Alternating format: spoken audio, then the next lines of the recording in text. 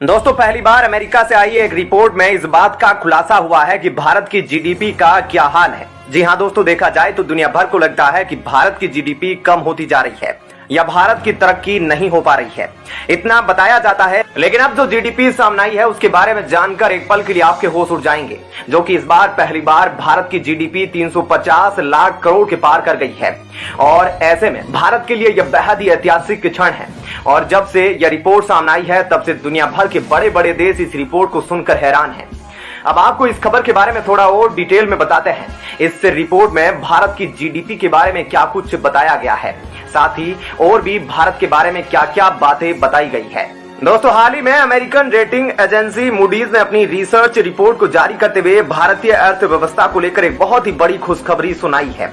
Report में कहा गया है कि साल 2022 में भारत की जीडीपी 3.5 ट्रिलियन से ज्यादा रही है। और यह दावा भी किया गया है कि आगे आने वाले 5 सालों में G20 में मौजूदा सभी देशों में सबसे तेज गति से आगे बढ़ने वाली अर्थव्यवस्था भारत की होगी। लेकिन खुशखबरी सुनाने के साथ साथ मूडीज ने अपनी रिपोर्ट में भारत को आगे मिलने वाली चुनौतियों के बारे में जिक्र किया है। मूडीज का कहना है कि ब्यूरोक्रेसी के लेट लतीफ रवैये का खामियाजा भारत की अर्थव्यवस्था को उठाना पड़ सकता है। इस रवैये से ब्यूरोक्रेसी की कुछ नाकामियों के बारे में उन्हें बताया है, जैसे कि लाइसेंस हासिल करने में देरी, कारोबार शुरू करने की परमिशन, रिस्पॉन्स में डिले और प्रोजेक्ट की शुरुआत में देरी। इन सभी दिक्कतों के चलते फॉरेन इन्वेस्टमेंट में अड़चनें पैदा हो सकती है, जिन्हें फॉरेन डायरेक्ट इन्वेस्टमेंट एक डिजायर्ड डेस्टिनेशन के तौर पर भारत के प्रदर्शन को कम करेगा। अगर भारत ने अपनी ब्यूरोक्रेसी के लेट लतीफ रवैये को वक्त रहते ठीक नहीं किया तो आने वाले वक्त में फॉरेन इन्वेस्टमेंट को लेकर भारी नुकसान उठाना पड़ सकता है। डिसीजन मेकिंग प्रोसेस में शामिल भारत के टॉप ब्यूरोक्रेट्स इस इन्वेस्टमेंट के सेक्टर में उनके कॉम्पिटिटिव डेवलपमेंट कंट्रीज जैसे कि इंडोनेशिया और वियतनाम के मुकाबले एक एफडीआई डेस्टिनेशन के तौर पर भारत के अट्रैक्शन को घटा रहे हैं। हालांकि रिपोर्ट में यह भी कहा गया है कि भारत की एक बड़ी young and educated work force, छोटे परिवारों की बढ़ती संख्या और अर्बनाइजेशन की वजह से आने वाले वक्त में सीमेंट और न्यू कोर्स के लिए मांग बढ़ेगी।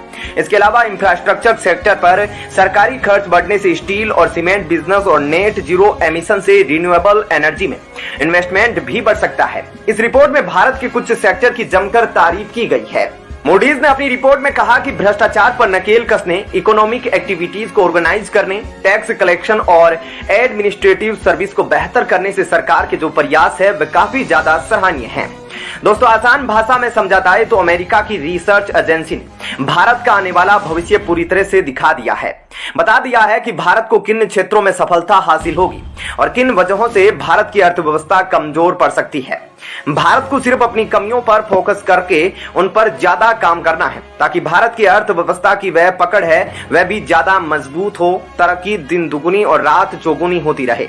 लेकिन अभी खुशी की बात यह है कि भारत के लिए यह बेहद ही ऐतिहासिक क्षण है, क्योंकि ऐसा पहली बार हुआ है जब भारत की जीडीपी 350 लाख करोड़ के पार कर गई है। ऐसे में इस रिपोर्ट ने दुनिया भर के बड़े बड़े देशों को हैरान करके रख दिया है। खासकर चीन और पाकिस्तान जैसे देश जो भारत को अपना दुश्मन मानते हैं, वह इस रिपोर्ट के सामने आते ही काफी हैरान हैं। तो दोस्तों, ऐसे में इस खबर के बारे में आपकी क्या राय है, हमें कमेंट करके जरूर बताएं। और अब आपको बताते हैं ऐसी ही एक और बड़ी खबर। दोस्तों, अब हाल ही में रूस ने भारत से बड़ी मदद मांगी है। भारत से कहा कि हमें एफएटीएफ से बचाओ, और ऐसे में एफएटीएफ में क्या भारत इतनी ताकत रखता है कि वह रोक सकता है या बचा सकता है रूस को। आपको बता दें कि इसकी वजह से रूस और भारत के रास्ते बंद हो सकते हैं। थोड़ा सा आपको इस बारे में विस्तार से बताते हैं कि आखिर यह क्या मामला है और भारत इसमें रूस की कैसे मदद कर सकता है। दोस्तों, रूस ने भारत से जो बड़ी मदद मांगी है वह भारत को खुद के लिए भी करनी पड़ेगी, नहीं तो बहुत बड़े संकट में भारत भी रूस के साथ फंसेगा। अब तक दुनिया ने देख लिया कि रूस पर सबसे ज्यादा प्रतिबंध लगे हैं और इसके बावजूद भी बहुत ज्यादा असर रूस के ऊपर नहीं पड़ रहा। रूस व्यापार कर रहा है बहुत आसानी से और इस युद्ध के खर्चे को भी चला पा रहा है। अब ऐसे में इन्होंने एक उपाय निकाला है और उस उपाय के लिए यूक्रेन के राष्ट्रपति जेलेंस्की बार बार दबाव बना रहे हैं पश्चिमी देशों पर। ऐसे में अब कहा जा रहा है कि पश्चिमी देश अपना आखिरी और बड़ा हथियार इस्तेमाल करेंगे और यह करेंगे रूस को ब्लैकलिस्ट। एफएटीएफ की ब्लैकलिस्ट में रूस को भेजने की तैयारी हो रही है। वैसे आपको बता दें कि अभी फिलहाल में नॉर्थ कोरिया, म्यांमार और ईरान है ब्लैकलिस्ट में, और ब्लैकलिस्ट में अगर रूस को भेजा गया तो यह भारत के लिए बहुत बड़ी मुसीबत बन जाएगा। भारत की बात तो करेंगे, लेकिन उससे पहले यह जान लीजिए कि भारत को रूस ने कहा है कि पिछली बार जब इस तरीके की लिस्ट बन रही थी तो आप उतना ध्यान नहीं दे रहे थे, लेकिन इस बार आप ध्यान दीजिए और एफएटीएफ में आप एक स्पेशल जगह रखते हैं, इसलिए इस स्पेशल जगह की वजह से आप रूस को ब्लैकलिस्ट होने से रोकिए। खैर, जहां रूस ने ये मदद मांगी है कि आप रोकिए और रूस को ब्लैकलिस्ट ना किया जाए, वहीं आपको बता दें कि यह भारत के लिए बहुत जरूरी है। और भारत के लिए इसलिए जरूरी है कि अगर रूस एफएटीएफ की ब्लैकलिस्ट में जाता है तो इसका क्या मतलब होगा। इसका मतलब यह होगा कि भारत के साथ भी व्यापार बंद हो जाएंगे, जैसे कि रोज लेफ्ट और नायराक इमेजी के बीच जो कॉन्ट्रैक्ट है वह खत्म हो जाएगा। रूस हथियार और मिलिट्री इक्विपमेंट्स भारत को बेच नहीं पाएगा। रूस जो ज्वाइंट कई प्रोजेक्ट्स कर रहा है एरो इंडिया शो में, उसने कई तरह के ऐलान किए हैं, वह नहीं हो पाएगा।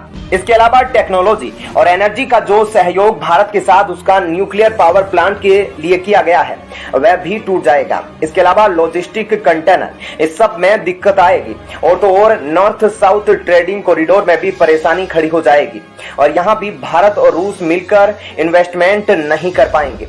यानी कि यह सिर्फ रूस के लिए ही नहीं बल्कि भारत के लिए बेहद जरूरी है। हालांकि यह चीज कहां से निकल कर आई कि रूस मांग रहा है मदद, तो ऐसे में कहा जा रहा है कि यह लीक हुए डॉक्यूमेंट्स में से निकल कर आई है।